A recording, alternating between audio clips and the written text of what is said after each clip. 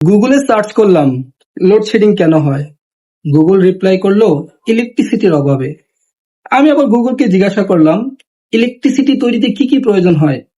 Google বলল প্রাকৃতিক gas, তেল।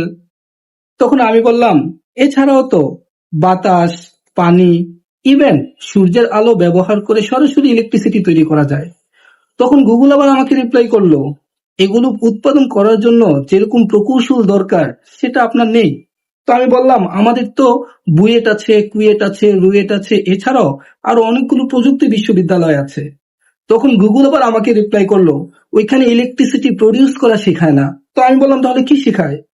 তখন গুগল বলল ওইখানে ফর্মুলা শেখায়, ওইখানে রিসার্চ করা শেখায়। তাহলে আমি বললাম এগুলো শিখে তাহলে কি হয়। তখন গুগল বলল অ্যাব্রোডে যাওয়া যায়, ভালো চাকরি পাওয়া যায়। আমি কি ভালো চাকরি পেলে তাহলে কি হয়। সে বলল ভালো থাকা যায়। আমি বললাম এই লোডশেডিং এ কিভাবে ভালো থাকা যায়।